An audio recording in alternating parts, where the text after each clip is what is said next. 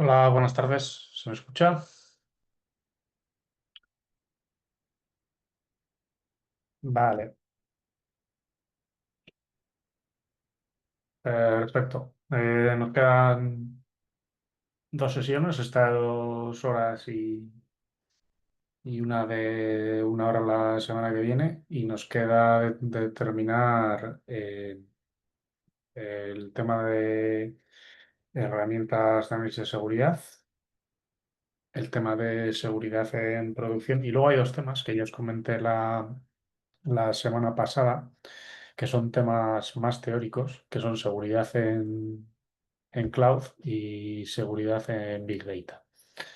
En principio, la planificación es en las dos sesiones de hoy, terminar lo poco que queda de, de las herramientas de análisis de seguridad. Dentro de lo que es el ciclo de vida, estaríamos dentro del análisis puro, y luego hablaríamos de herramientas en producción.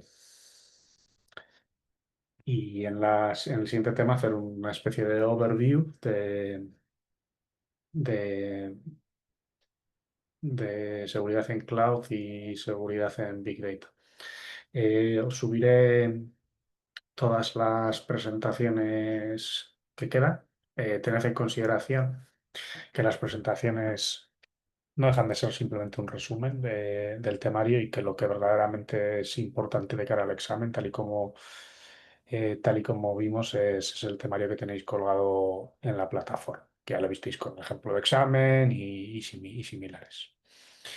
Bien, repasando un poco el tipo de herramientas que vimos para el análisis de seguridad. Nos quedamos en este tipo de herramientas, las herramientas de análisis de componentes o SCA de Composite, pero habíamos visto antes las de análisis estático, si recordáis, las de análisis dinámico y luego las de análisis híbrido.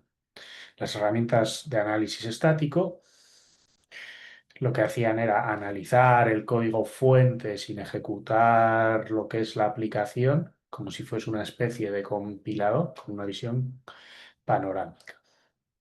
Vimos varios ejemplos. Os recuerdo que tenéis como referencia una página dentro de OWASP con diferentes herramientas de tipo SAS, de análisis estático.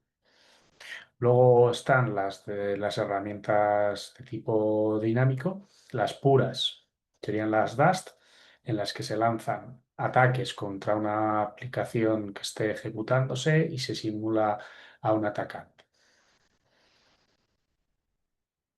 El ejemplo de una herramienta dinámica es el que habéis hecho dentro de la actividad 3 o WASP-ZAP, que, bueno, pues, por ejemplo, se puede hacer un escaneo pasivo y activo de las vulnerabilidades de top 10 sobre una página vulnerable. Luego había un tipo de herramienta que en cierto modo se puede considerar dinámica porque también es en ejecución, que son las IAST, pero que tenían la particularidad de que había una especie de sensores o triggers dentro de la aplicación que observaban qué pasaba cuando esa aplicación estaba funcionando.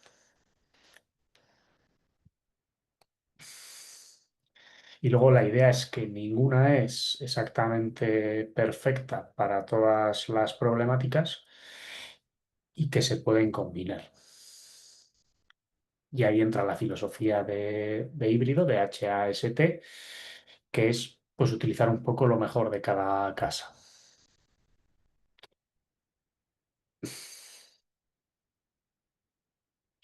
Y luego además tenemos como, como añadido las herramientas de SCA, que se encargan no de analizar la aplicación en sí, sino esas bibliotecas y librerías y dependencias third party que no hemos escrito nosotros como desarrolladores, pero que hemos importado y hacemos uso de ellas. ¿Sí? ¿Hasta aquí? Vale, veo ya una duda. Eh, ¿Cuál es la diferencia entre, pregunta Juan Carlos, ¿Cuál es la diferencia entre un IASP y un RASP? Entiendo que IASP te refieres a IAST, que es los que estamos viendo ahora, confírmame, que son herramientas dentro de lo que es el ciclo de... no te preocupes, no es normal. Al final tantas siglas como no te va a bailar una letra. Mientras te baile ahora y, bueno, y no baile en el examen ya es un poco más, es un poco más fastidioso que bailen las letras. Pese a todo, se entiende. Digamos que las IST tienen como foco hacerlo mientras está desarrollando la herramienta, en concreto dentro de la fase de pruebas, dentro del desarrollo. Sin embargo, las RASP que comentas, que aún no las hemos explicado per se en sesión, aunque sí que están subidos dentro del temario, son herramientas que tienen el foco no tanto en lo que es el desarrollo, testeo de la aplicación, sino más cuando esta aplicación ya está en producción, ya está usándose. En eso son diferentes. Entonces, las RASP, las RASP, son herramientas que se consideran dentro de la fase de producción. Tienen también diferencias en cuanto a la manera de funcionar, porque si bien las IST son sensores dentro del propio servicio y aplicación que estamos utilizando nosotros, en producción digamos que las ponemos a un nivel de abstracción más alto. Podemos hacer, por ejemplo, una especie de proxy en el que, en general, bueno, no solo las RASP, también las diferentes aplicaciones que se utilizan para analizar y detectar fallos de seguridad que pueda haber en producción, son sobre un nivel superior. Si bien en el caso de las IST, colocamos esas herramientas en el servidor de aplicaciones, en producción lo hacemos a un nivel de red, son aplicaciones que van aparte y similares. Lo mismo, efectivamente, tal y como comentas en el chat, serían tanto WAF como RASP. Las dos son categorías de herramientas de seguridad para la producción, que las vamos a ver a continuación en cuanto acabemos este tema.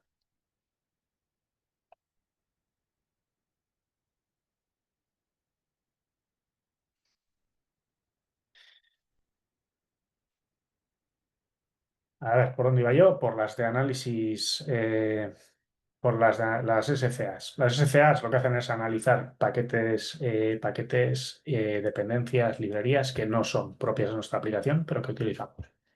Como pueda ser pues, una biblioteca pues, para que algo de cálculos matemáticos complejos que la utilizamos.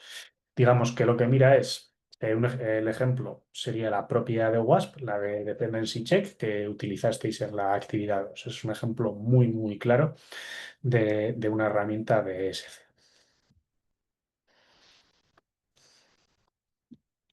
Podríamos mirar, y lo habitual es mirar una lista de CVEs de terceros, y hay que ver cómo encajan todas las piezas al final.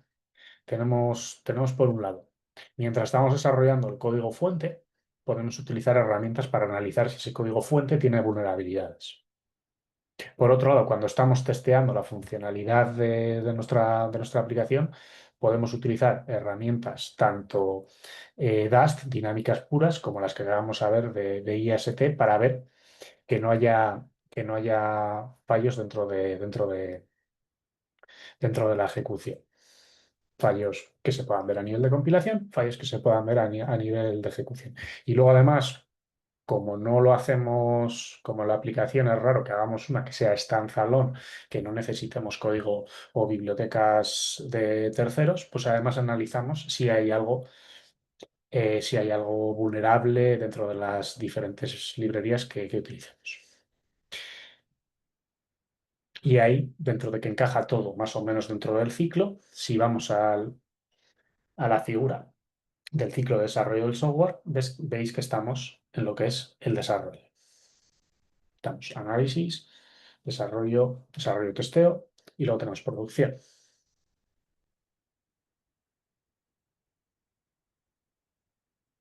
Como cada una tiene sus cosas buenas y sus cosas malas, y luego dentro de cada una de las categorías tenemos a veces técnicas diversas, pues las tenemos que evaluar para ver cuál es la que más se adecua para nuestra problemática.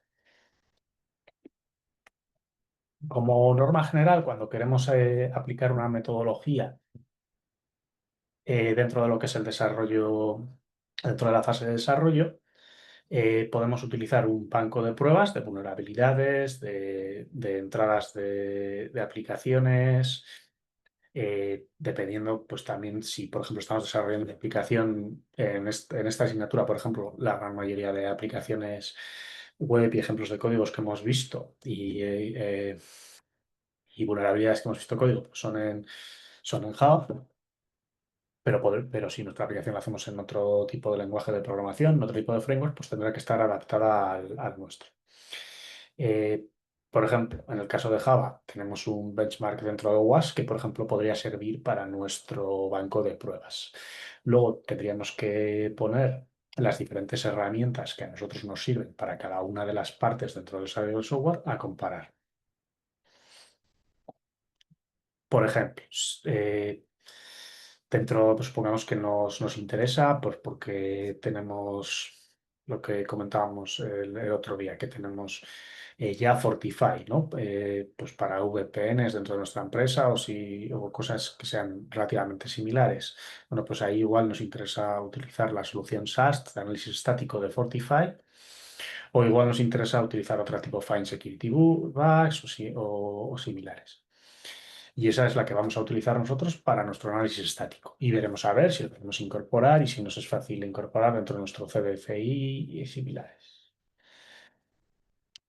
Y luego, pues, hacemos lo mismo con diferentes herramientas de otra tipología. Para análisis dinámico, quizá queramos utilizar ZAP, que es libre, gratuita y estándar de facto, entre comillas, porque está soportado por OWASP. Y luego, pues en IAST, pues alguna herramienta de tipo de contrast assess o similares. Entonces las ponemos todas. Utilizaremos un conjunto de métricas de evaluación que en general, dentro de lo que es seguridad, ciberseguridad, nos interesan los falsos positivos y los falsos negativos y todas las métricas que estén relacionadas con estos dos valores. Por un lado, podríamos hablar de la tasa de verdaderos positivos, que digamos que es la cobertura o el recall, en algunos ámbitos se llama el recall, que es la cantidad o el ratio de fallos, vulnerabilidades, ataques que las herramientas son capaces de capturar. La tasa de falsos positivos sería la cantidad de fallos en esa detección que nos salte como que es un ataque, como que es una vulnerabilidad y que luego realmente no lo son. Relacionada a esa métrica, tenemos también la precisión. La precisión significa cuántos de los positivos que nos lanza son realmente positivos de verdad. Es otra manera de representar lo mismo. Y luego tenemos métricas que engloban un poco y que buscan el balance entre falsos positivos y falsos negativos. Una métrica muy común dentro por ejemplo, de ámbitos igual más que tengan que ver con el lenguaje, como puede ser la detección de scam o de phishing o spam, es el F-score o el F-measure, que es la media entre cobertura y precisión, la media armónica. Y a veces nos interesa que esté balanceado y a veces nos interesa que no esté balanceado. Aquí tenemos un ejemplo. Tenemos aquí un benchmark de WASP.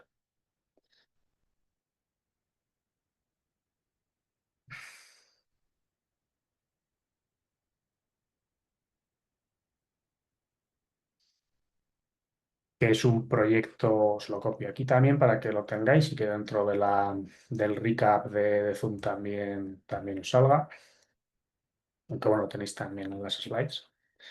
Este benchmark es específico de Java o Java, no sé cómo lo decís, es Java realmente, pero eh, que está pensado para medir la precisión, perdón, la precisión en castellano, pero no sé eso exactamente, el porcentaje de acierto, vamos a decir, la cobertura y la velocidad de las herramientas de análisis. Aquí, este benchmark tiene unas cuantas pruebas para los diferentes ataques. Tiene de las diferentes vulnerabilidades típicas de WASP Top 10 y tiene, pues, un número variado y con bastante prevalencia de cada uno de los tipos de vulnerabilidades y ataques que tenemos. Veis que tiene de inyecciones de comandos, tiene bastante, de criptografía débil, de hashing que no sea potente, lo típico que debe utilizar un MD5, por ejemplo, inyecciones de LDAP, temas también de rutas, temas de cookies, SQL injections, temas de márgenes de confianza, de generación de números al azar de forma débil, un poco todo lo que vimos en el tema anterior de desarrollo seguro en el que veíamos las diferentes vulnerabilidades. Os recuerdo que una pregunta de desarrollo que casi seguro, bueno, casi seguro, una pregunta de desarrollo del examen, como que os daba mucho miedo, si recordáis, en la clase anterior era pues ese trozo de código y ver dónde estaba el problema y dónde se explotaba, ¿no? Ver el source y el sink y luego cómo se arreglaba. Bueno, pues cada uno de estos ejemplos que hemos visto, veis que lo tenéis también dentro de un benchmark. Está muy curated, no sé si se dice así en castellano. Eh, pero tiene bastantes pruebas. Y bueno, siendo Java, pues tiene un servlet en el que se ejecutan las diferentes vulnerabilidades de cada tipo y tiene para cada vulnerabilidad posible, tiene un caso verdadero y un caso positivo, de tal manera que las medidas que nos den pues van a estar balanceadas, al menos por vulnerabilidad. Y bueno, aquí tenéis más detalles de cómo se mide cada cosa con este benchmark. Y bueno, nos explican también cuál sería lo ideal, ¿no? De las herramientas que utilicemos, etcétera. La verdad es que está muy bien esta referencia. Tenemos también cómo utilizarla, cómo clonarlo, etcétera. Vale, os recomiendo si tenéis tiempo que le echéis un ojo, porque la verdad es que está muy bien. En general, todas las referencias de WASP pues, como tienen bastante tiempo y están bastante curadas.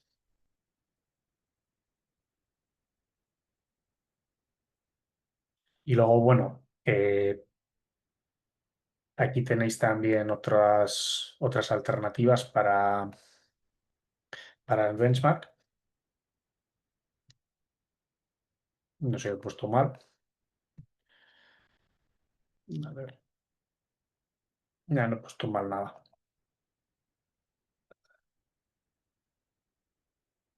Ahí está. Aquí tenéis otras alternativas, no tan oficiales. En este caso tenéis un benchmark del otro profesor de la asignatura, de Juan Ramón Bermejo, que tiene aquí también un conjunto de datos curados de casos de uso con soporte. En este caso lo tenéis con un XML de prueba y lo podéis explorar también. Y puede ser una muy buena base si queréis ampliarlo para problemas quizá específicos de vuestros casos de uso reales con los que os enfrentéis en vuestro día a día.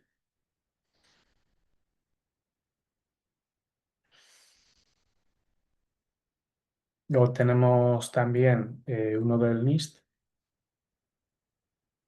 A ver, he cerrado el índice.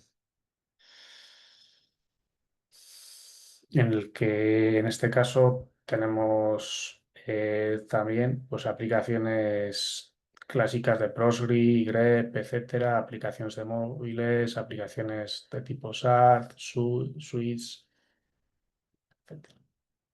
Entonces, dentro de lo que es el proceso para ver qué tal nos funciona cada una de las herramientas o combinaciones de herramientas en diferentes fases, pues para hacernos una idea de lo bien que nos puede ir para nuestra problemática, pues la idea es que este benchmark tenga, por un lado, ataques variados, aplicaciones a las que atacar variadas, que tengan relación con lo que estemos haciendo nosotros, tiene sentido, o que estén alojadas o que tengan relación en donde esté alojada nuestra aplicación. Por ejemplo, entra dentro del ámbito, pues mirar aplicaciones del servidor web o la aplicación de servidor web que utilicemos nosotros, si utilizamos Apache, si utilizamos Nginx, pues ya tenemos unas vulnerabilidades por ese mero hecho que entrarían dentro del SCA, del Software Composite Analysis, que habría que tener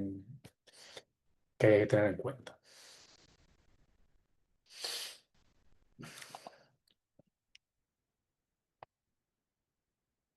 Este tema todavía me equivoqué de PDF.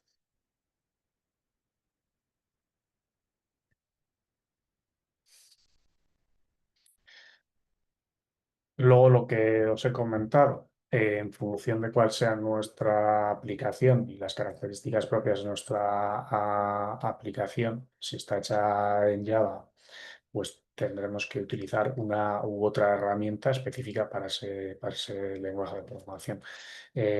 Si queréis, si queréis refrescar, en la clase pasada vimos por tipo de herramienta de análisis estático, vimos una selección de ellas y para qué lenguaje de programación estaban pensadas. Y había algunas que eran multilingüe, que tenían igual 6 7 lenguajes, había algunas que eran multilingüe total, había algunas que eran específicas de algunos lenguajes y similares.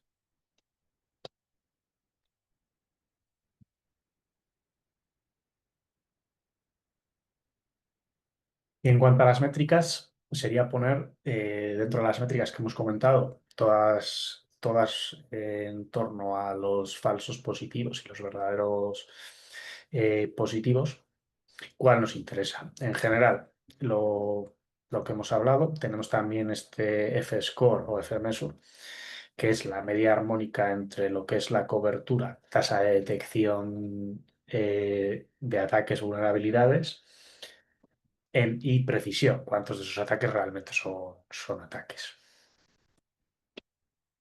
Eh, Os lanzo, y creo que esto ya lo hemos comentado, pero creo que es importante tenerlo en cuenta. Y bueno, tampoco quiero que esto se convierta en una discusión sin ningún fundamento, eh, pero ¿es realmente peor o mejor falsos positivos contra falsos negativos? O sea, la respuesta sabemos que es, o creo que hemos insistido lo suficiente como para saber que la respuesta es depende, ¿no? Depende de la aplicación. Entonces, sí que os pediría un ejemplo en el que nos interesa, nos interesa garantizar los verdaderos positivos y en otro que nos interesa maximizar los falsos positivos, dentro de que tengan una funcionalidad y una detección válida en ambos casos. Tampoco algo que falle mucho. Teniendo en cuenta, eso sí, que estamos en la fase de desarrollo. O sea, no estamos en producción, estamos en desarrollo. Entonces, si podéis poner un ejemplo, os leo en el chat, en alguna situación en la que dentro de que las herramientas funcionan bien, quizá prefiramos tener más tasa de verdaderos positivos sacrificando a algún falso positivo y viceversa.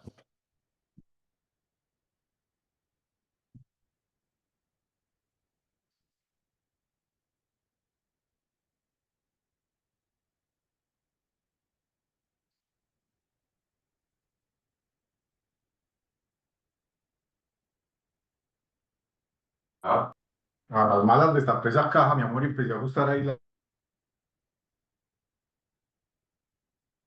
Bueno, por lo que veo no estáis muy habladores.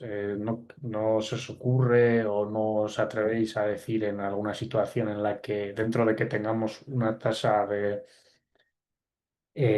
aceptable en ambos casos, nos interesa igual sacrificar a alguno de los dos valores respecto al otro.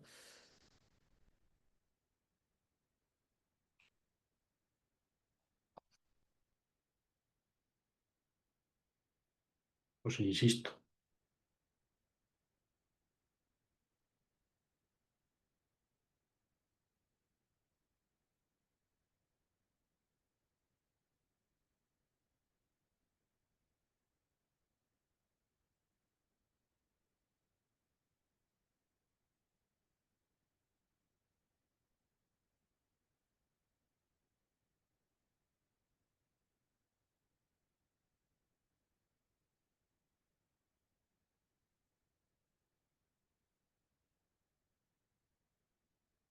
A ver, cuenta Juan Carlos, es difícil llegar a comprobar manualmente los resultados de todo un escaneo. No te comprendo exactamente a qué quieres decir.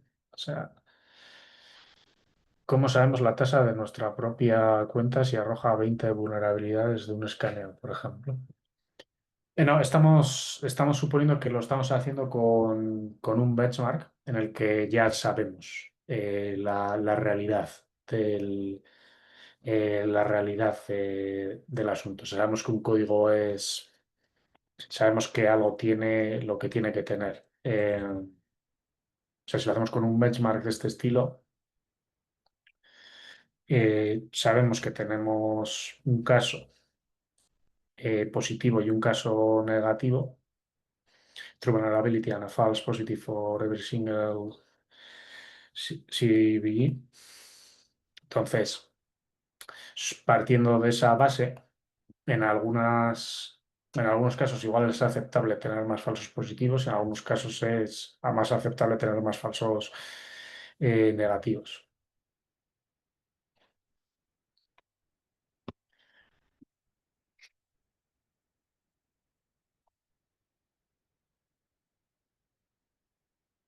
A ver, dices, o sea, ¿cómo podemos saber la tasa de nuestra propia cuenta si arroja 20 vulnerabilidades? No sé si te he contestado, Juan Carlos, la evaluación y digamos que eh, la combinación de herramientas que utilicemos, si la evaluamos con un benchmark, sabemos que sobre ese conjunto de benchmark tiene una tasa de falsos positivos de X% y una tasa de falsos negativos de tanto de Y%.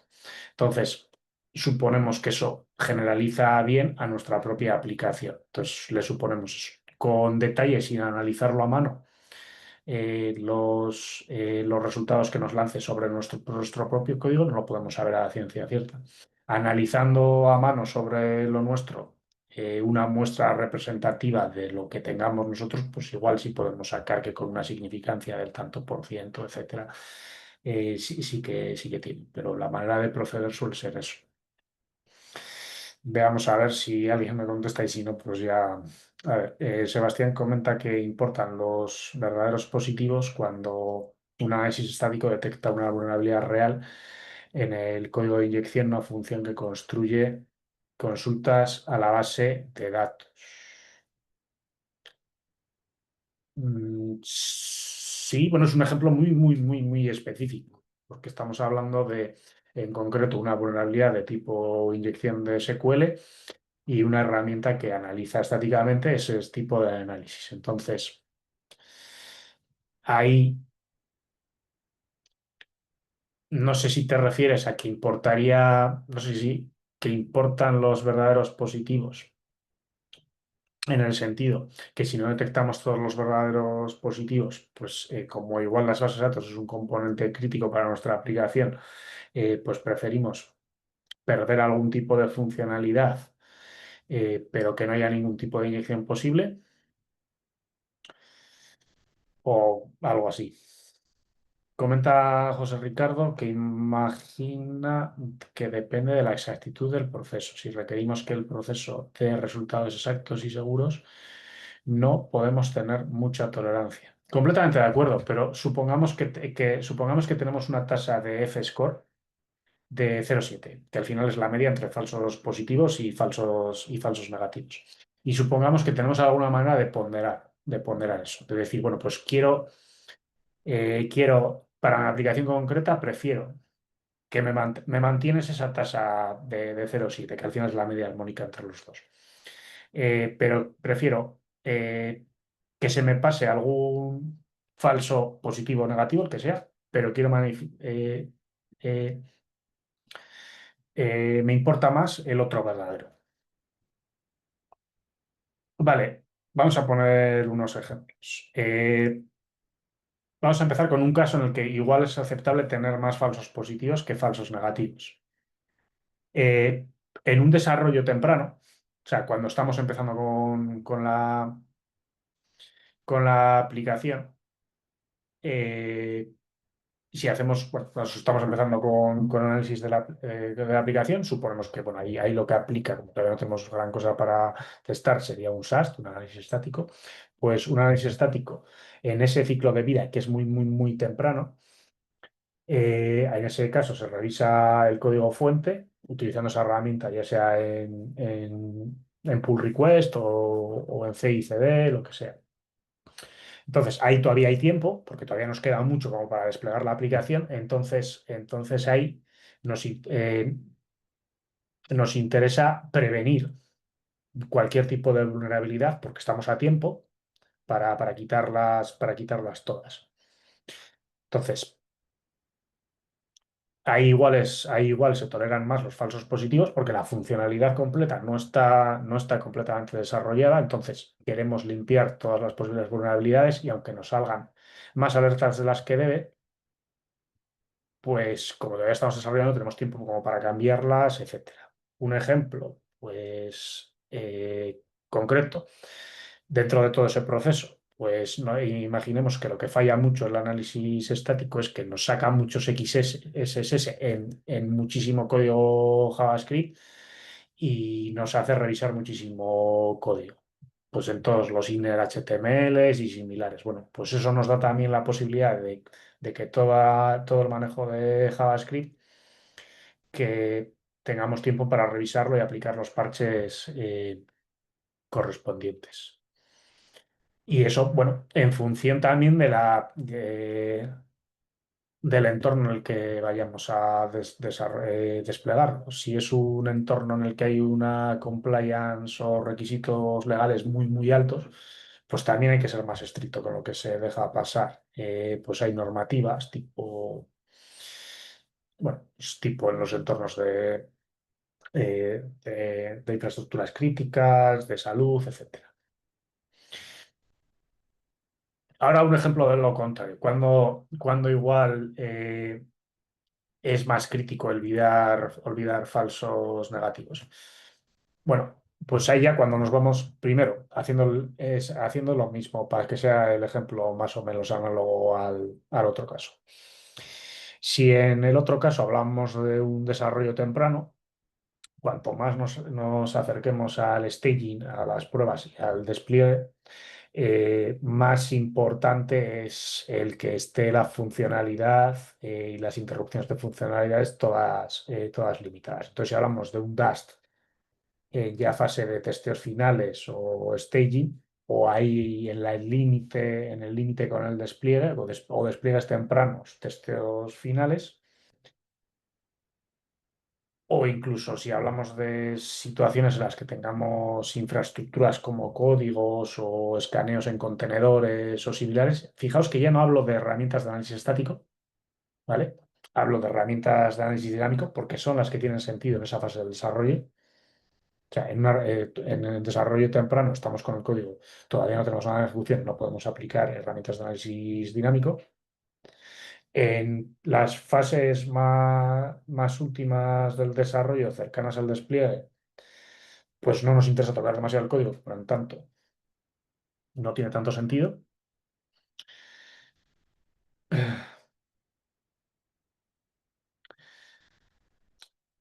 Y si evitamos falsos negativos, en ese caso, pues no nos saltaría y la aplicación no pasaría. No pasaría. No,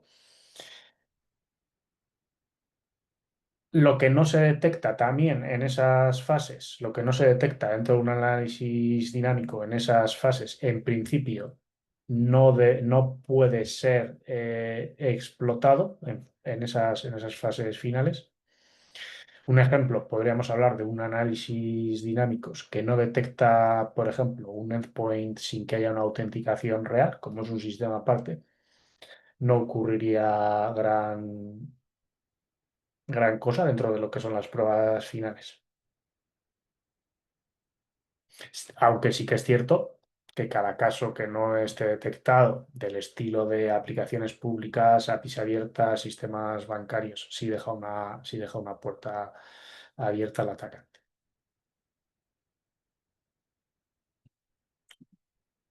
Pero como norma general, si hablamos de fases, desarrollo temprano, en el que todavía tenemos CICDs, pull requests y similares, es preferible en esa fase que haya muchos más verdaderos positivos porque todavía se puede revisar manualmente, no hay un impacto de que los falsos positivos interrumpan nada, etcétera.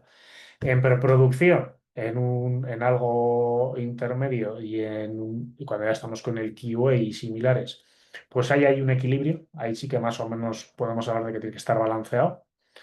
Hay que detectar lo importante sin tampoco bloquear las entregas. Y cuando estamos cada vez más cerca de producción, y bueno, ya en lo que es en producción pura, bueno, pues ya vais a ver que las herramientas de producción se parecen relativamente bastante a las de dinámico, que no son exactamente iguales, pues ahí sí que se trata de evitar falsos negativos. Eso desde un punto de vista completamente de las fases de desarrollo. Recordad que estamos viendo todo lo que vimos en el tema anterior, en este tema y en el tema siguiente es de cómo aplicar la seguridad desde el diseño, desde el análisis, diseño, despliegue. Entonces, luego además, en función de la propia naturaleza de la aplicación, pues, si tiene unos requisitos de compliance alto, etcétera, pues quizá tengamos que adaptarnos más o menos. Sí, lo que quería transmitir con estos ejemplos, que no sé si lo he transmitido muy bien, es que las medidas de falsos positivos y falsos negativos, tener un balance tiene sentido, pero no podemos suponer siempre que tener una detección de todos, porque algo que suele ocurrir es que eh, en general, pues si nos ponemos la gorra de analistas de seguridad, preferimos detectar el mayor número de vulnerabilidades, ataques posibles, aunque interrumpa la funcionalidad. Pero eso no es del todo deseable en todas las fases ni para todos los entornos.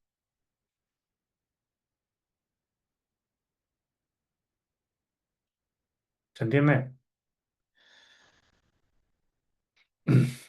Gerard. Ok. Bien, estamos aquí con los benchmark. Ok. Bueno, aquí tenéis un ejemplo de falsos positivos, falsos negativos y diferentes herramientas. Tenéis ZAP, tenéis... En este caso tenéis FPRs. José Ricardo, efectivamente, un falso negativo sería una vulnerabilidad no detectada. ¿Cómo podemos medir eso si no lo conocemos? Porque utilizamos un benchmark como este de WASP, por ejemplo, que lo hemos estado viendo antes, en el que tenemos un conjunto de trozos de código, en el caso de este, de código Java, que tiene 78 CWEs de inyecciones de comandos, con un número de pruebas de 40 y están anotados y sabemos que este sí que es vulnerabilidad y este no es vulnerabilidad, pero parece que es vulnerabilidad. Entonces, como lo sabemos, sabemos el resultado que nos tiene que dar la herramienta y luego comparamos lo que dice la herramienta con lo que nosotros sabemos que es. Entonces, sí lo conocemos, pero sabemos. Un falso negativo sería algo que está etiquetado eh, como que es un ataque porque es un ataque y nuestra herramienta no es capaz de detectarlo. Por contra, un falso positivo es, dentro de estos test cases, sería algo que no es una vulnerabilidad, que está hecho como un grupo de control, ¿no? Como si fuese un ensayo clínico de un medicamento, que también además utilizan la misma tecnología, utilizan falsos positivos y, y falsos negativos, utilizan la misma terminología. Sería ese grupo de control que no tiene la enfermedad o al que no se le da el tratamiento, etcétera. Es para tenerlo en consideración.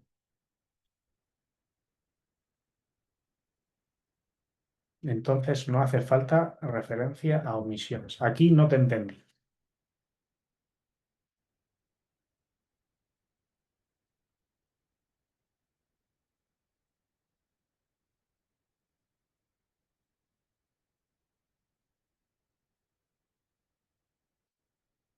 Errores que no encontró la herramienta. Un error que no encontró la herramienta sería un falso negativo.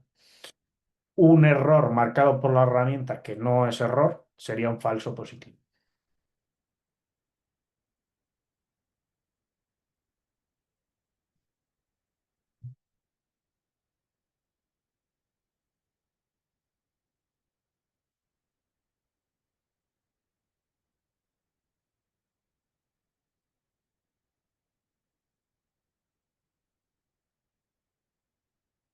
Aquí tenemos una tabla en el que tenemos tasas de falsos positivos establecidas en porcentajes, precisión, la medida F y otras dos medidas añadidas. Recall es la tasa de cobertura o tasa de falsos verdaderos.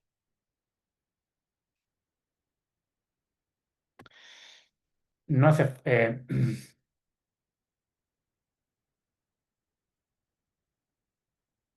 ¿qué sería un F más y un F menos? Otra vez, vale, lo explico otra vez. A ver. Os voy a poner aquí una matriz de falsos positivos y falsos negativos, ¿vale? Mm, supongamos una matriz en la que tenemos cuántos valores positivos y negativos tenemos en nuestro benchmark. Y luego, por otro lado, tenemos los clasificados como verdaderos por la herramienta y falsos por la herramienta. Entonces, tendríamos en la diagonal de la matriz, teníamos los que acierta, y en la otra diagonal, que no es la diagonal principal, tendríamos los que fallan. En la parte de arriba tendríamos los fallos de tipo falso positivo y en la parte de abajo tendríamos los de falso negativo. Entonces, si esto lo representamos como una matriz de confusión, voy a ver si os hago una...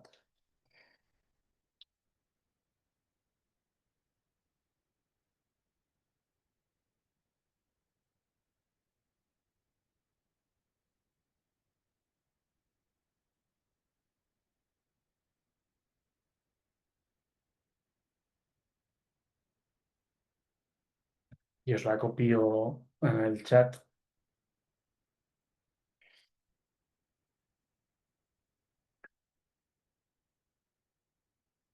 Vale.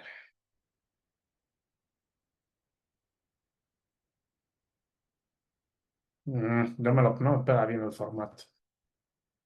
A ver si lo consigo que sea en formato texto.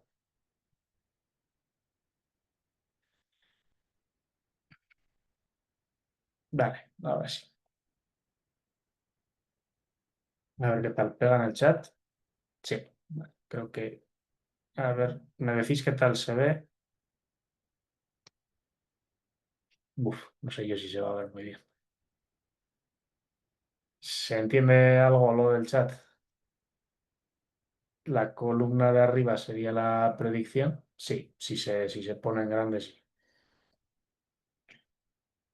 Y entonces tenemos que la diagonal principal son los verdaderos y la otra diagonal son los falsos.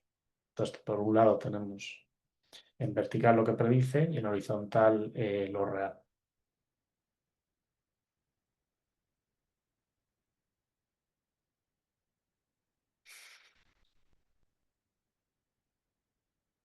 Vale, otro aspecto a tener en cuenta a la hora de evaluar es también el tiempo de análisis, que es relativamente importante. Recordad que estamos en desarrollo, entonces ese análisis adicional, el tiempo que se tenga, pues incurre en nuestros costos de desarrollo.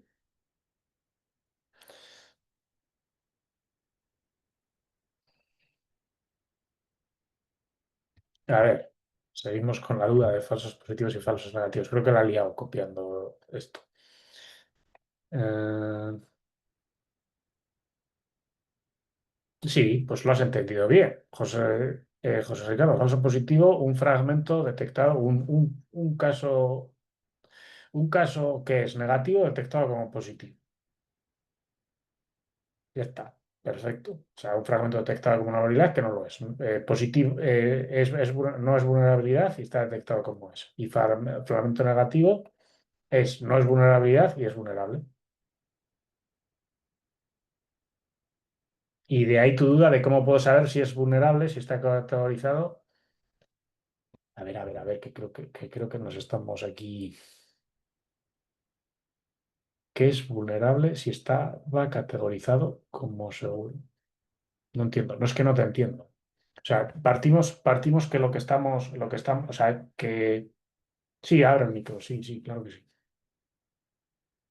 ¿Qué tal? Buenos días. Buenas. La pregunta es precisamente en el falso negativo. Si la herramienta no detecta la vulnerabilidad, dice este fragmento, esta función, este procedimiento, este proceso es seguro, pues técnicamente yo como desarrollador, pues ya no, al estar categorizado como seguro, ya no le prestaría atención. Pero si la vulnerabilidad está ahí, existe, está escondida, ¿cómo la puedo yo medir o cómo se utiliza o cómo se incluyen las métricas? ¿Cuál es cómo se diría, cuál es la idea o cómo se hace para saber que es un falso negativo, que es un fragmento seguro, pero que en realidad tiene alguna falla? Vale. Creo que lo que dices es, vale, si no lo detecta la herramienta, o sea, si no lo detecta la herramienta, claro, yo no lo veo, entonces, ¿cómo sé que sí que era, no? No la detecta la herramienta, es lo que preguntas. Sí, es correcto. Vale, es que estas métricas se hacen sobre vulnerabilidades y test cases ya etiquetadas y anotadas que ya se sabe el resultado. Entonces, o sea, se parte de ese conjunto ya etiquetado, estos benchmark, que tiene para cada una de las vulnerabilidades, tiene un número de casos eh, positivos y negativos. Y entonces eso se le pasa a la herramienta de la que quieres evaluar su precisión, su tasa de falsos positivos y falsos negativos. Como ya sabes lo que te tiene que dar, se lo pasas, se le añade este que ha dicho positivo o negativo. Tú sabes si es positivo o negativo. Entonces dices, pues ha fallado o no ha fallado. Y luego eso que te da, pues dices, por esta herramienta el que la ha probado con este benchmark, con el otro no sé qué, y me da estos valores, pues tiene una precisión y supones que más o menos te lo va a decir con esa precisión porque es generalizable, pues porque tu benchmark está más o menos balanceado con las diferentes eh, vulnerabilidades que puede tener una aplicación, en este caso es de Java. Y efectivamente, el concepto es parecido al de un antivirus. Bueno, a las partes de... Entonces dependerá completamente del benchmark. Claro, por eso los benchmarks son muy importantes de cara a evaluar, bueno, es que la propia palabra, a evaluar las herramientas. El conjunto de datos que se utilice, pues tiene que ser el adecuado. La selección de benchmark es importante. Pero en general, cuando se habla de cualquier herramienta que dé algo positivo o algo negativo, se ha hecho utilizando un conjunto de datos del que se conoce previamente la respuesta. Porque si no, no se puede evaluar.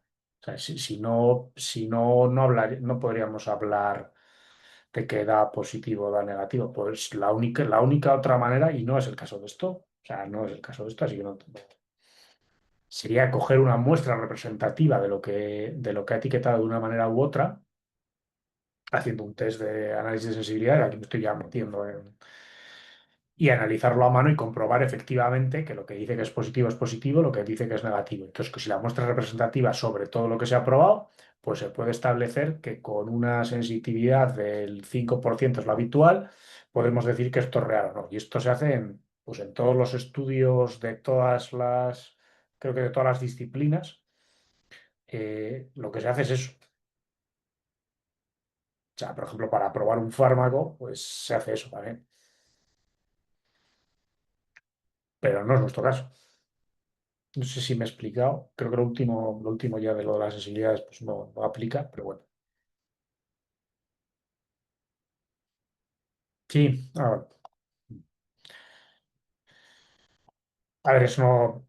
Entiendo la duda, por eso es importante. Por eso hay una parte que es selección del benchmark que tiene que ser adecuado a nuestro lenguaje, etcétera, a nuestro tipo de herramientas, etcétera. O sea, si, por ejemplo, los inputs de estas herramientas pues fuesen para un lenguaje en particular o otro lenguaje en particular que no es el que utilizamos nosotros, pues lo probamos, nos da un 90% y si le ponemos de input otro lenguaje de programación, pues no es generalizable. Claro.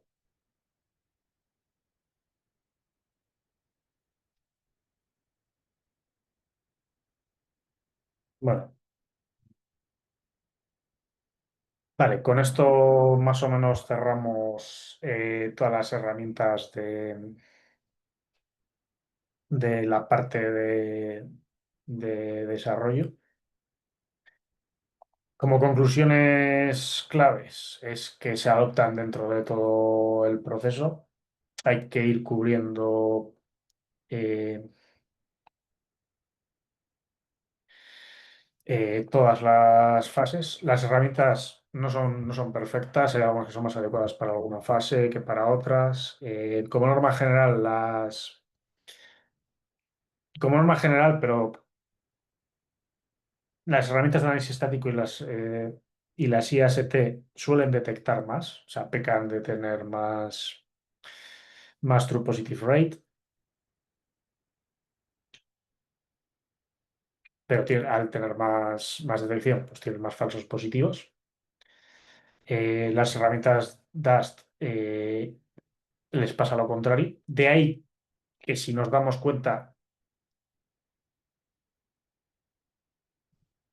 su adecuación a las diferentes fases dentro del desarrollo, pues encajan bastante bien con donde se utilizan. Como norma general, la filosofía de utilizar un enfoque híbrido y además no utilizarlas también como soporte, pero seguir revisando manualmente. Podemos hacer la comparación con la actividad 3. En la actividad 3 se os pedía ejecutar una herramienta de Dust, una herramienta dinámica o WASP-Zap, y luego se os pedía en la último apartado que se revisase manualmente tres vulnerabilidades para comprobar si se habían detectado bien o mal, ¿no? Bueno, pues eso es un poco también lo recomendable eh, para, para, para este tipo de herramientas. Se puede decir que la seguridad, este tipo de herramientas automatizan parte de la seguridad, pero la seguridad como no se puede automatizar al 100%.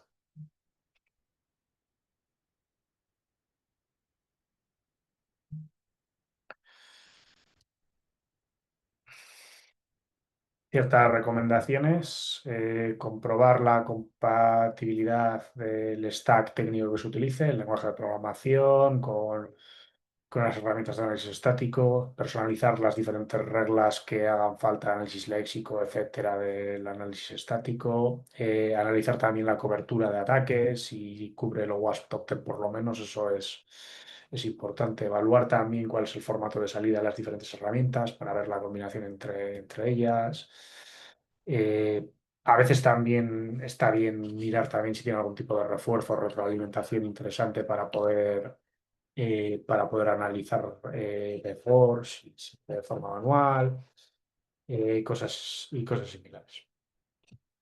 Vale, pues hasta aquí este tema. Hacemos una pausa son 56 según, bueno, ahora todos los relojes están sincronizados.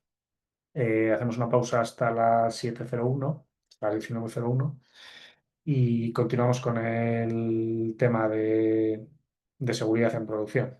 ¿De acuerdo?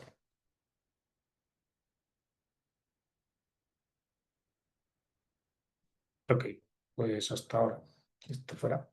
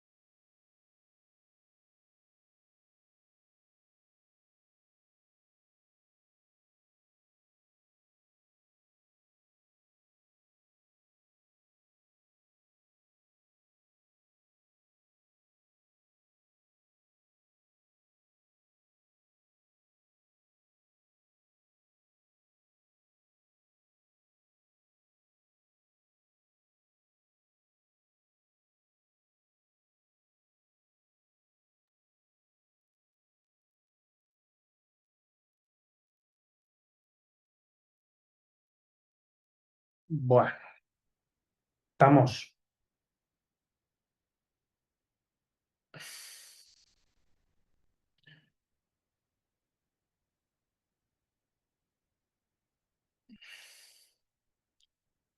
Ok, pues hemos visto, bueno, todas las capas más o menos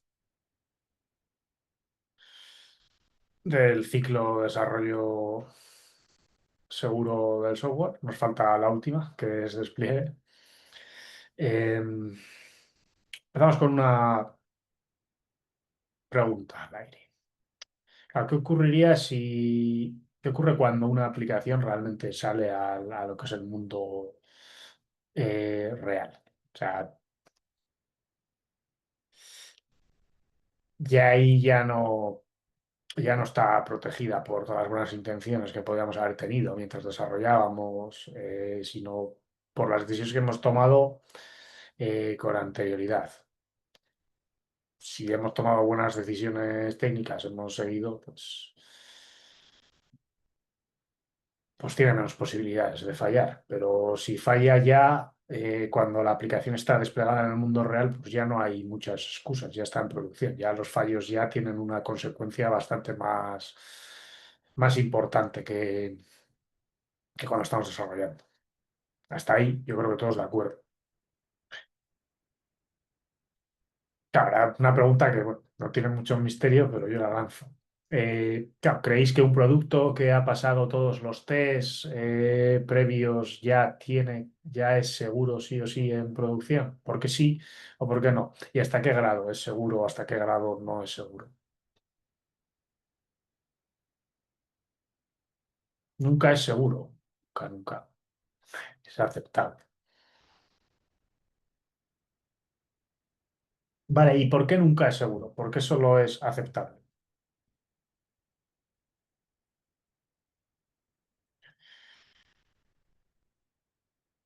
Nada es seguro hasta que se pruebe lo contrario.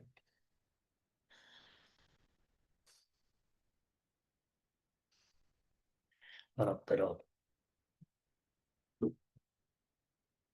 por algo, ahí esto ya me gusta más. Por algo existen los 0Ds. Pregúntele a los de Nintendo que hacían que su última consola era insaqueable. Bueno, pero es que yo japonés no entiendo. Empiezan ahí que si con Ichi o Wa o cosas de esas y no por la misma.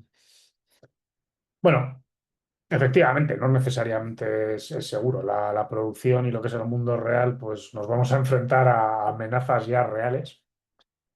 Usuarios inesperados, vectores de ataque que no se han simulado en pruebas, que pueden llevar a un zero day, como, como se ha comentado. Y la seguridad en producción implica eh,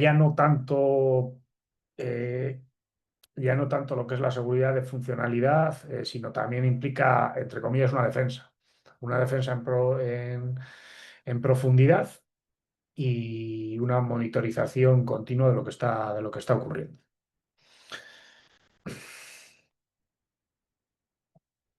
Y sí, habéis acertado. Nada es completamente ni 100% seguro.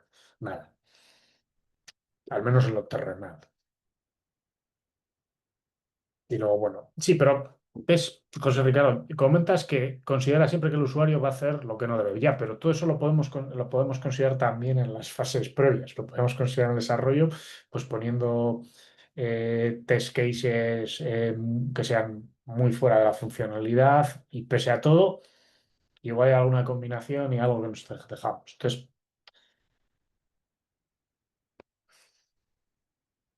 vale, volviendo a lo que es la visión general en la que tenemos las diferentes fases y lo que es el enfoque integral del ciclo de desarrollo seguro. Tenemos pues, las fases que ya conocéis, que es análisis, diseño, desarrollo, pruebas y producción. Eh, Dentro del análisis, bueno, no hemos visto grandes herramientas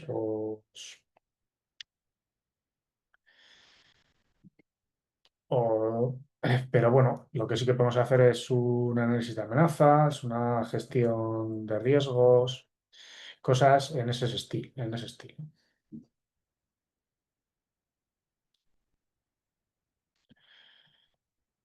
Ahí, bueno, pues podemos hacer el modelado de tipo Strike, que cumple más o menos las propiedades típicas de autenticidad, integridad, no repudio, confidencialidad, disponibilidad y autorización. Pues para cubrir todas las posibles amenazas, spoofing, tampering, repudio, revelación de información, denegación de servicio, elevación de privilegio. Entonces, ahí teniendo en cuenta todo eso, pues hacemos el análisis y la gestión de riesgos completa. Dentro del diseño, bueno, pues teniendo en cuenta los diferentes requisitos en los que tengamos nuestra aplicación, pues podemos hacer pues, cosas como tener factores múltiples de autenticación, bueno, utilizar ese a día de hoy ya casi no es que sea un requisito, ya es una obligación, separación de funciones, etc.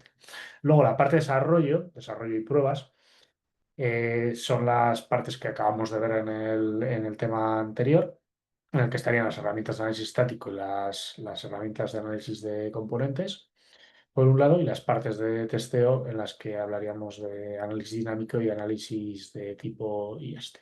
Dentro de cada fase tenemos, bueno, pues un montón de herramientas que vimos. Y ya en la fase de producción cambia un poco el foco y aquí vamos a ver, bueno, la pregunta con la que, una de las preguntas iniciales del tema era de cómo se diferenciaban los modelos de IAST con los de RASP y WAF también salió. Vemos que están muy cerca porque dentro de la fase de desarrollo pruebas pues están tirando ya para producción, entonces se parecen algo pero se diferencian en que es un tipo de seguridad más activa. ¿Por qué? Pues porque ya no estamos hablando de algo que vamos a utilizar, sino que es algo que se está utilizando. Entonces la seguridad es más activa. Hablamos de WAFs, hablamos de RASP, hablamos también de cosas como backups automáticos, como herramientas de respuesta a incidentes. Eso también se engloba dentro de lo que es seguridad en producción.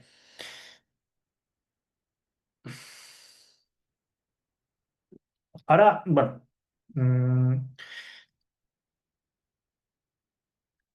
si dentro de estas cuatro o cinco fases omitimos alguna, o sea, ahora estamos viendo en producción, pero ¿qué pasaría, por ejemplo, si ignoramos la seguridad? Porque en desarrollo barra pruebas hemos visto herramientas concretas que analizan el código o que ejecutan la aplicación y miran vulnerabilidades. Son cosas claras, que el resultado es, oye, tienes una vulnerabilidad en esta línea de código que genera un SQL injection, esto puede ser explotable, tararí, tarará.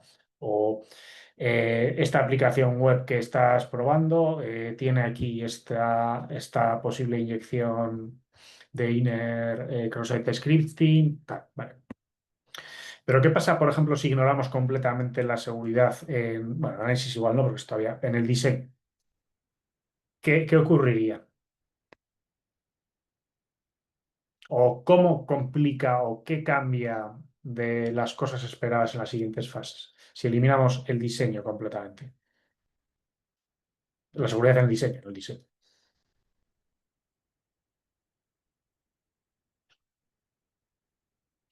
Vale, Vladimir dice que si se implementa al final, el coste puede ser muy alto, o sea, no tenemos seguridad en el diseño. Tendríamos una mayor carga, un poco en la misma línea, tenemos más carga. Podemos poner un ejemplo igual. Más costo también. Control de seguridad Vale, me gusta esto de control de seguridad puestos pueden obstaculizar el funcionamiento de la aplicación. Vamos a poner un ejemplo concreto. Hemos diseñado nuestra aplicación y yo que sé, un componente de autenticación no hemos considerado que pueda tener yo qué sé, un factor de tipo auth o similares. Vais muy bien, ¿eh? En general, si diseñamos nuestra aplicación, si tener en cuenta la seguridad en esta fase, o incluso también el análisis, lo que pasa es que el análisis a veces es más difícil de ver, Lo que hacemos es crear creamos en cascada ciertas vulnerabilidades que ya vienen en de forma estructural, que van a ser muchísimo más difíciles de corregir adelante, porque ya nos centramos en en las cosas más concretas. Y como bien decís, pues incrementa el coste y también el riesgo de no detectarlas. Y un ejemplo muy bueno es el que comenta vuestro compañero Juan Carlos, que son las Content Security Policies. Si se incluyen contenido dentro de nuestra página web que es de terceros y no se ha tenido en cuenta aplicar todas esas, pues si se incluye como strict, como lags o similares, esos recursos pues no se van a poder utilizar cuando se activen. Es un muy buen ejemplo. Muchas gracias. Vale, visto esto, vamos a empezar con el WAF. Un WAF al final es un firewall que lo que hace es se pone en lo que es como una capa dentro de dentro de donde tenemos desplegado nuestra aplicación web. Y lo que hace es, pues tiene ciertas reglas que lo que permiten ese firewall es analiza el tráfico entrante a esa aplicación y antes de que le llegue, pues lo filtra, lo bloquea, lo analiza y quita posibles amenazas. Opera sobre la capa 7 de, de la pila y permite pues, aplicar políticas de seguridad. Entonces, eh, lo típico es que tengamos patrones de ataques, pues para los ataques, pues los de WASP Top 10, para cross-site scripting, SQL injection, de ese estilo. Hay ciertas reglas en el que esa entrada que llega antes de que llegue a lo que es la aplicación, pues el firewall entra antes y todo lo que esté en ese Cloudflare sí, es de ese estilo, sí, efectivamente. Así es.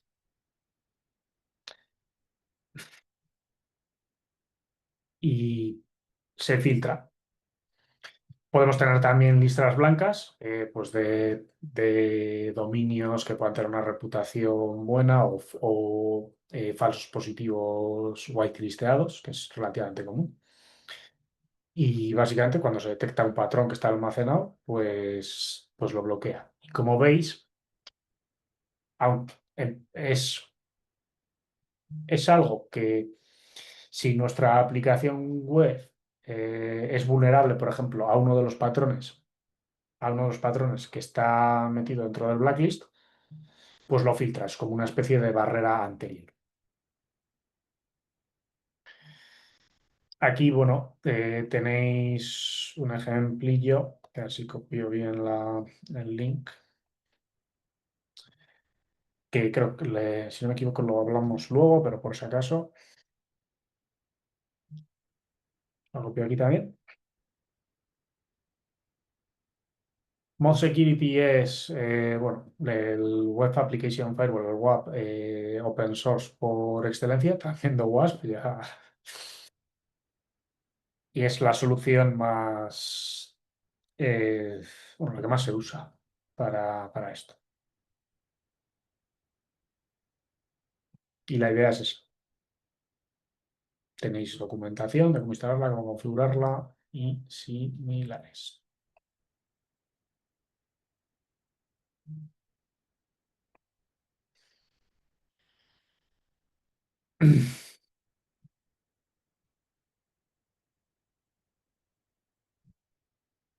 Digamos, bueno, un ejemplo que podría ser interesante es que imaginaos que tenemos una petición web de este estilo. Os escribo en el chat, algo así.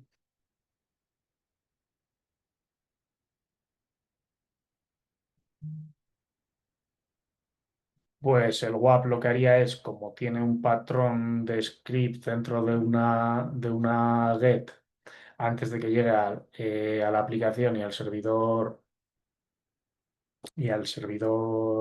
web, Apache o el que sea, lo bloquea.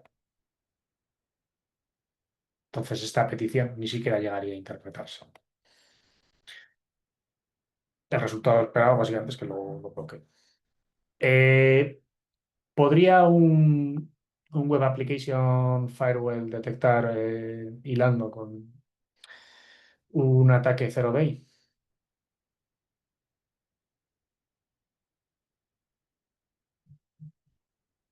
Ahora, ahora hablamos de los falsos positivos.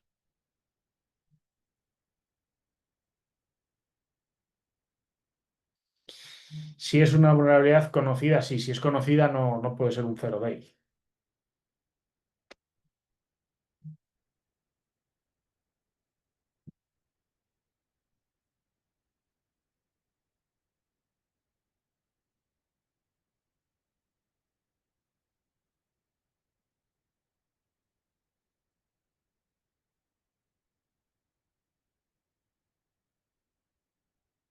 ¿Puede un Web Application Firewall detectar un ataque zero day?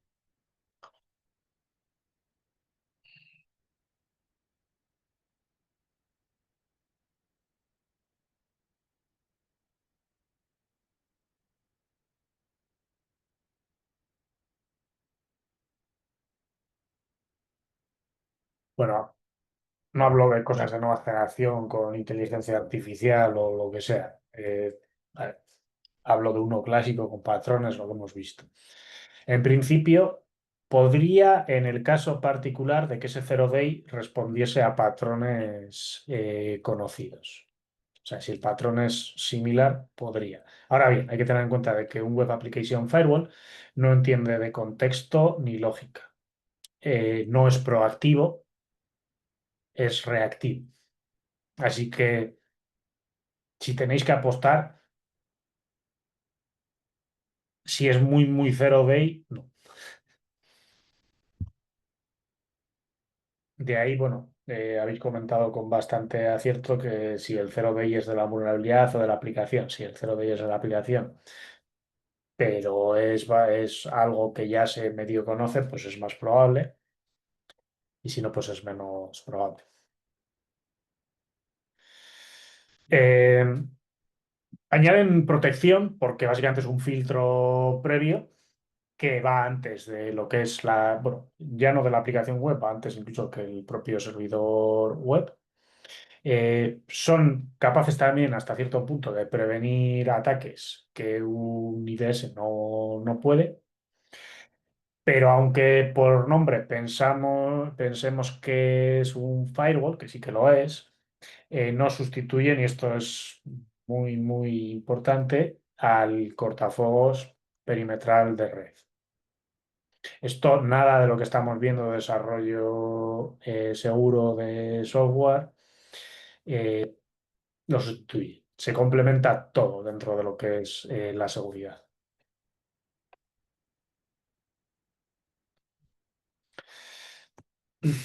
Vale, hay diferentes tipos de WAPs.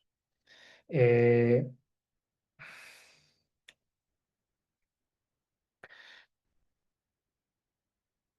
Tenemos WAPs de dispositivo, que el WAP está formado por lo que es el software que está introducido en un hardware.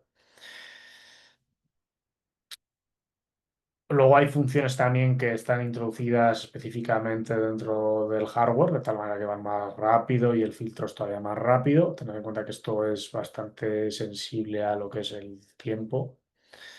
Luego están los basados en software. Un ejemplo sería Mod Security, que hemos visto. Luego los hay dentro que son de tipo plugin, que se incluyen dentro de lo que es la herramienta normalmente, y lo habitual es dentro del servidor web. O sea, hay plugins, por ejemplo, para Nginx, Es relativamente común la combinación entre Nginx y Mod Security. Y luego, bueno, aunque no está en la slide, también hay Web Application Firewall a nivel de cloud. Ejemplos de esos son, creo que alguien ha comentado el tema de Cloudflare. Cloudflare, que es un distribuidor de contenidos, un Content Delivery Network, funciona como tal. Pues tiene también un WAF. Igual que Cloudflare lo tienen otras herramientas. Amazon Web Service también tiene un Web Application Firewall.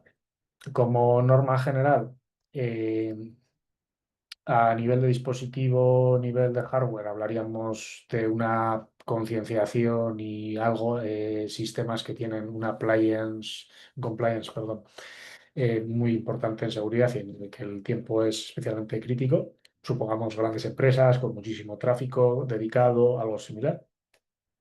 En entornos más o menos en el que hay preocupación por la seguridad, pero no es tan crítico como puede ser pues una pyme o sea, una empresa mediana, pequeña, un entorno habitual, pues hablaríamos de aplicar podría ser o de software o de plugin. Y luego, bueno, la propia distribución de nuestro contenido en muchas situaciones con el tema de WAPs a nivel de cloud también nos permite generar ese entorno.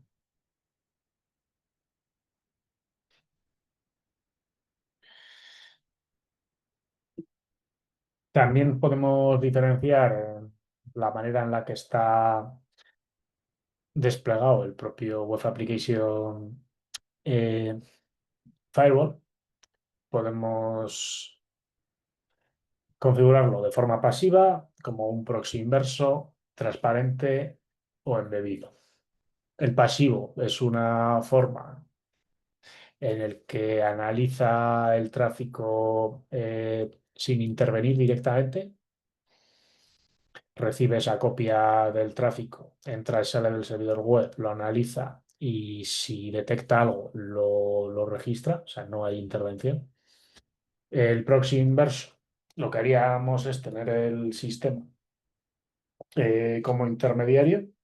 eh, Se configura de tal manera que lo que entra se puede bloquear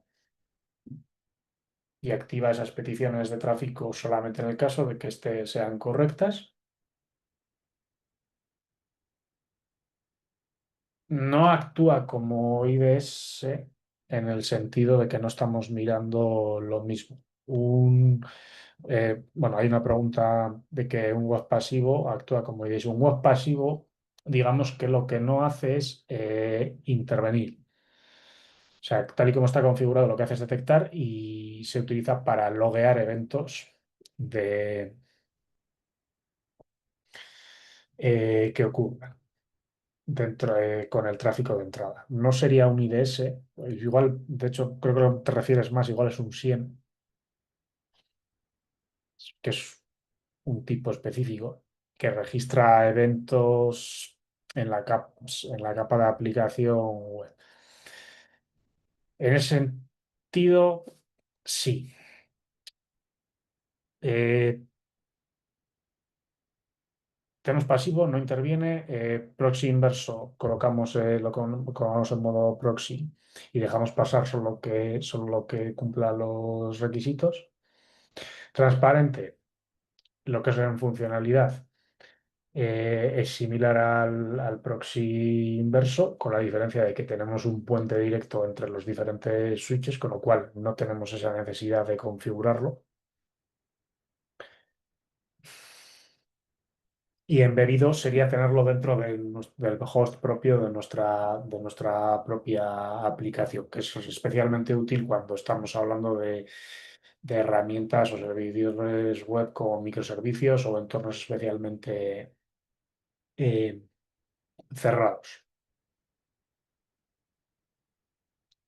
Una preguntilla. ¿Le veis alguna desventaja al despliegue de tipo embebido que no tengan el resto?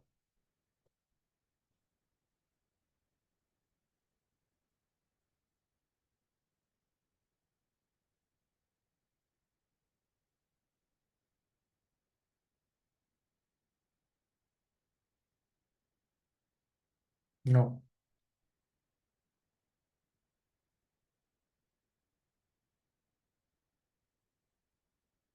Efectivamente, si está en el mismo servidor que el nuestro, pues tiene los problemas derivados de tener un impacto directo en el rendimiento y que estamos compartiendo los recursos con la propia aplicación.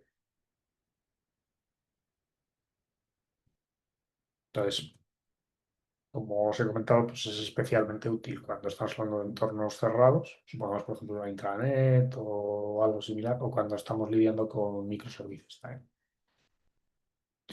Vale, testing de web application. Bueno, tenía aquí también. Bueno, aquí tenéis los diagramas de cómo serían el pasivo, cómo estarían en línea y cómo sería embedded y el reverse proxy. Vale, para medirlo, medir su rendimiento, pues tenemos las medidas de eficacia que hemos comentado con anterioridad, ratios de verdaderos y falsos positivos, y luego tenemos que ver también el rendimiento que tiene. Tened en cuenta que esto es un filtro, es un filtro previo a nuestra capa de aplicación, con lo cual va a impactar directamente en cómo los usuarios llegan a nuestra aplicación. Entonces, si tarda mucho, tiene que ser relativamente rápido para que eso no afecte y no añada una latencia adicional a nuestra funcionalidad. Y bueno, la calidad de nuestra respuesta y nuestra disponibilidad, pues tiene que ser la óptima. Luego, también podemos valorar lo fácil o difícil que sea administrar.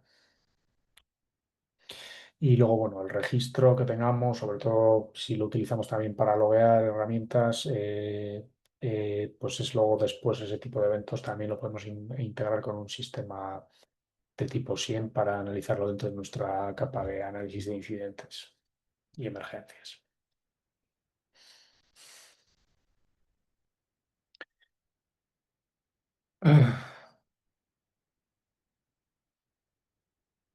Mod Security es el que hemos visto aquí. Es, como os comentaba, el estándar open source de facto, no de jure, de facto. Tiene,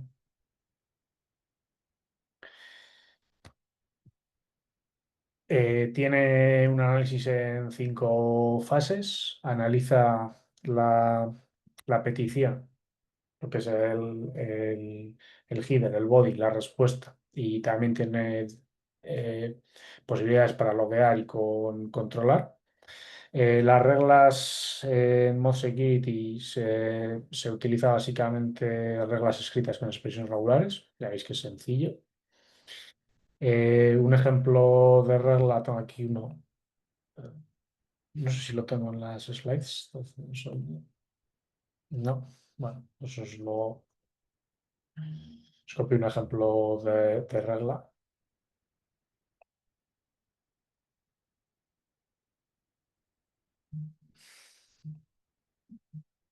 Sería algo así más o menos.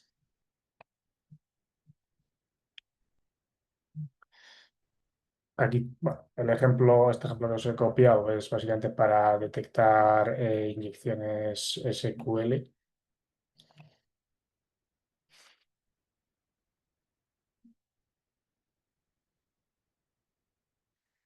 Tiene también soporte para ranking de anomalías con herramientas externas y correlación de eventos, esa integración con SIEM. Eh, Tiene whitelist, blacklist de IPs completas para filtrar HTTPS y verificaciones de shellcode y similares.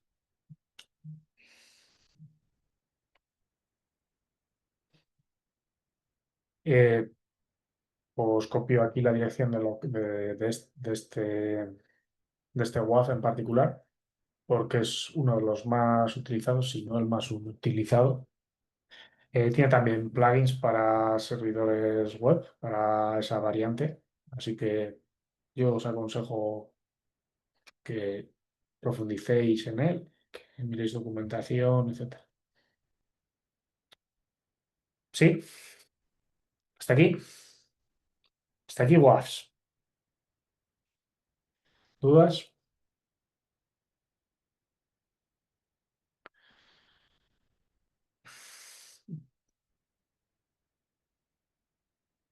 Vale, en las slides tenéis también el tipo de reglas sencillas, el core rule set. Lo vemos. Y luego, bueno, hay unas reglas que son ya de pago, que son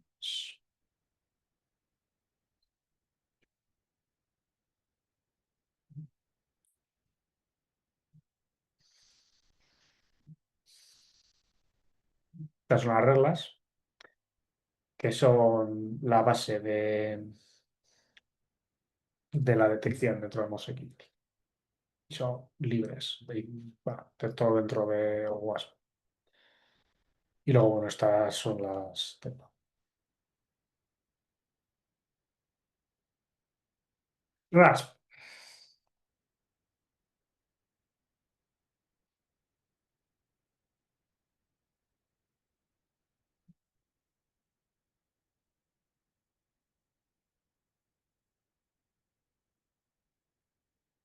Vale, ¿hay alguna duda acerca de WAP?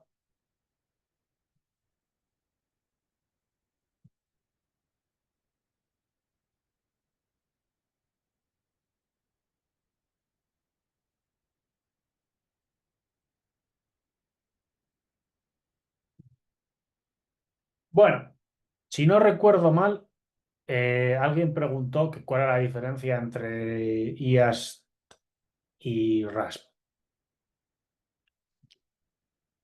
Y, no sé, y creo que contesté que uno era en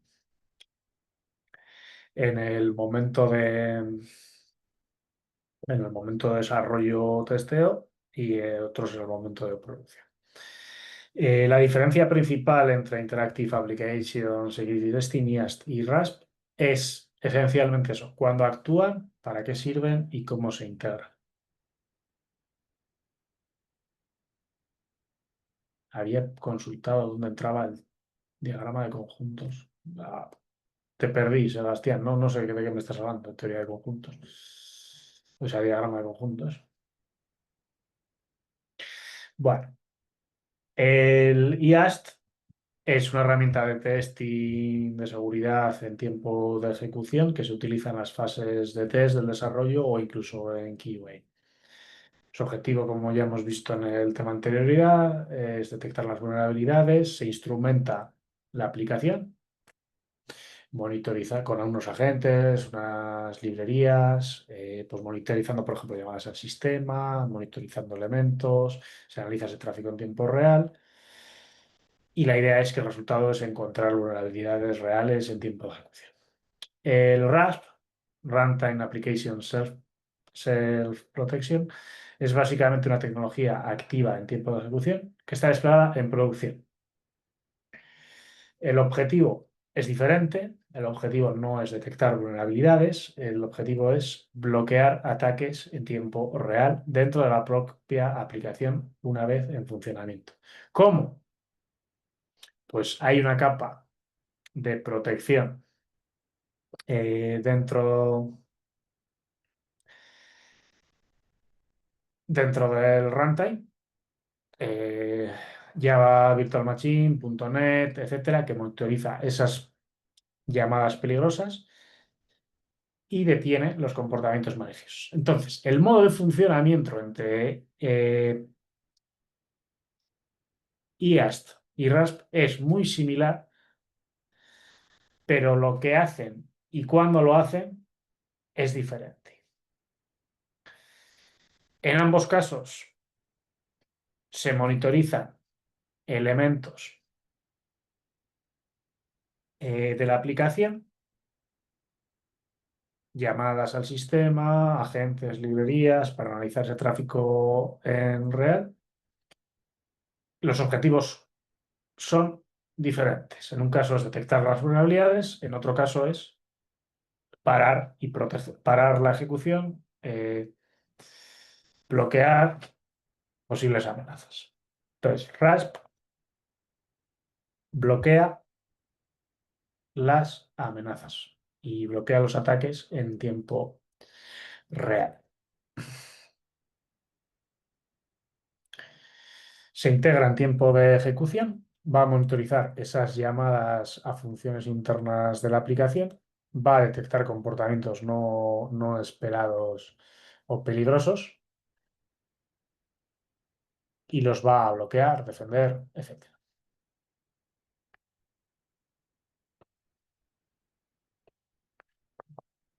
¿Hemos entendido la diferencia?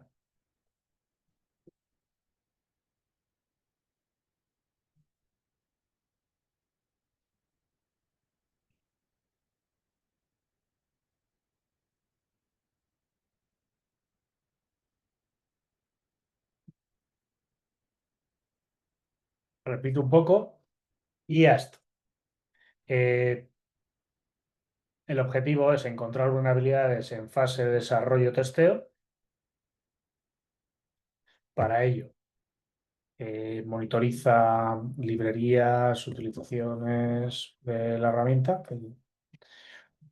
RASP, el objetivo es defenderse en tiempo de despliegue, en tiempo de ejecución real, y para ello, pues monitoriza llamadas peligrosas y similares y las bloquea. Vale, y ahora, ¿cuál es la diferencia ahora mismo con lo que hemos visto de momento de RASP entre RASP y WAF, que es también en fase de producción?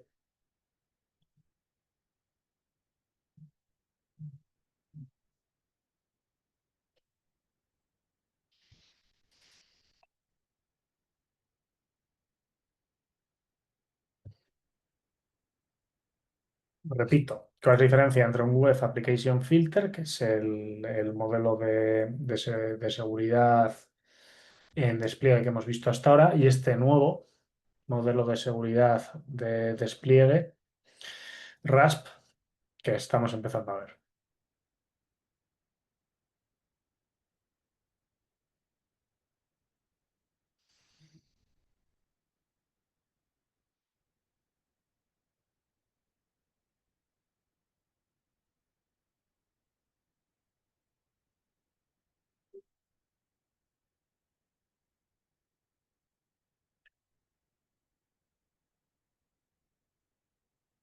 Ambos son para despliegue. Ninguno de los dos es para desarrollo. Los dos son con aplicaciones ya productivas expuestas.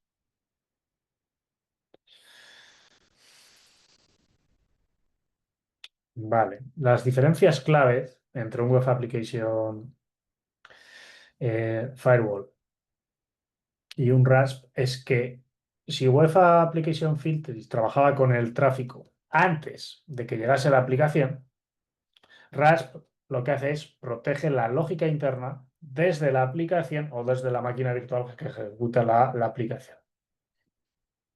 Así que podemos decir que uno está previo y el otro está dentro de nuestra problemática. Vamos a ver un ejemplo en nuestra cabeza. Vamos a suponer que nos llega una entrada a nuestra aplicación al que le llega un cross-site scripting con un alert XSS, pero que está ofuscado o que no está como para, que está ofuscado para saltarse los patrones. Pues en ese caso, Web Application Filter, como se salta la expresión regular, no lo detecta, pero RASP, como lo deja pasar a la hora de ejecutarse, al llamar a la llamada del JavaScript, lo bloquea.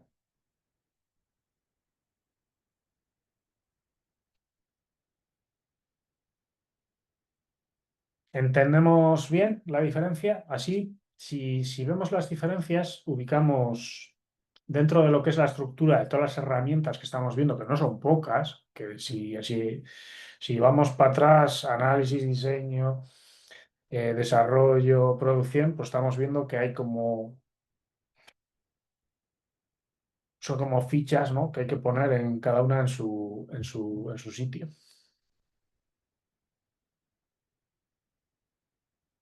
Hemos entendido RASP.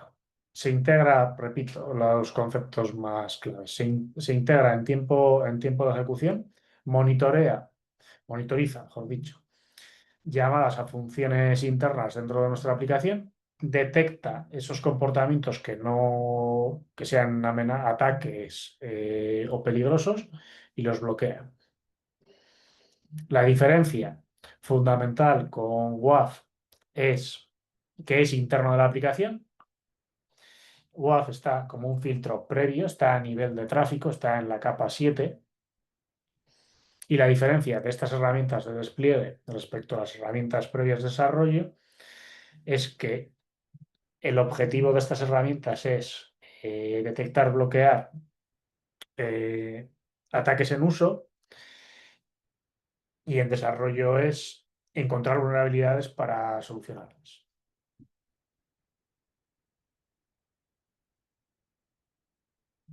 Sí, no, tal vez.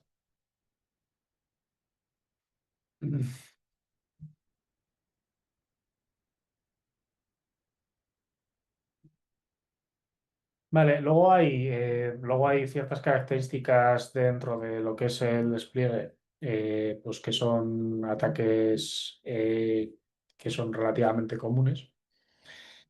Eh, Formas, por ejemplo, de hacer ataques de denegación de servicios distribuidas, como puedan ser pues, SLORIs, Slow Post. SLORIs en concreto es un tipo de ataque de negación de servicios distribuido que lo que hace es mantener sockets abiertos dentro de nuestra aplicación,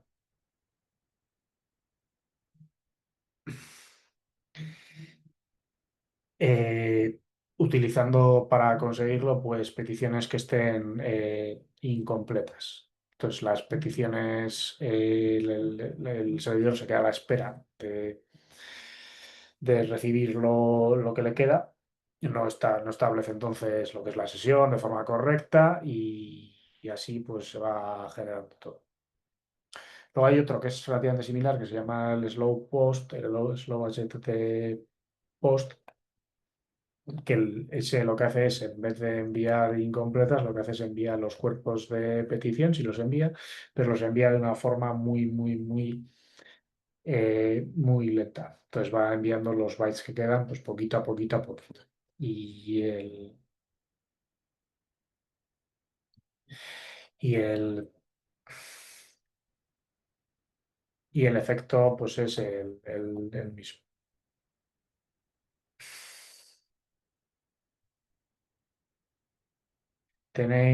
Os paso un ejemplo de código para que si queréis simular este ataque en máquinas virtuales, el de HTTP test. Aquí tenéis un proyecto de GitHub está hecho con Docker y similares, en el que podéis probar esto.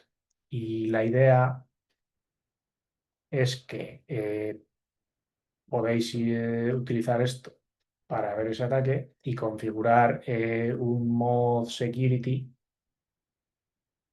que os recuerdo que mod security es este, para que sea capaz de detectar, o sea, hacerle básicamente una regla con esta propiedad para ser capaz de detectar ese ataque y filtrarlo.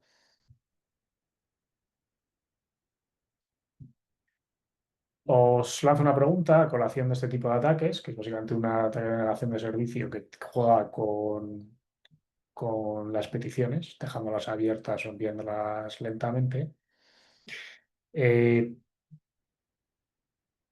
¿Qué ocurre aquí o cómo detectaríamos esto? Ya os digo que bueno, una solución sería hacer una regla con Mob Security utilizando ese campo dentro de lo que son las cabeceras SDTP. Claro, ¿qué ocurriría con este tipo de ataques si no tuviésemos pues, esa posibilidad, ¿no? De tener un WAF configurado para detectar ese tipo de ataque? Bueno, pues nos llegarían al final las peticiones eh, y el servidor pues, se nos podría saturar de conexiones incompletas y sería más difícil de hacerlo a nivel de aplicación.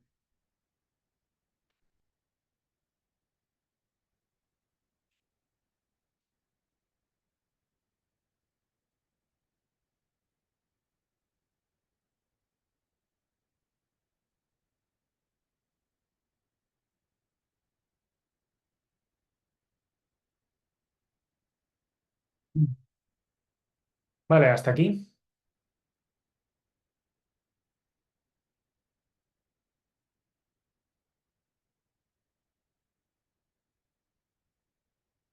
Todo bien. Vale, pues si os parece, nos queda nada. Nos queda de este tema Nos queda simplemente ver lo que es una arquitectura segura en la que se combinen varios de los elementos, pero que no me da tiempo en 10 minutos. Y luego quedan dos temas que ya os he comentado que son temas en los que solamente entraría la teoría, con lo cual, bueno, tenéis ahí el temario que son el de seguridad en cloud y seguridad de Big Data, que los vemos rápidamente un overview la semana que viene y el resto es básicamente que se estudie la teoría y poco más. Sí,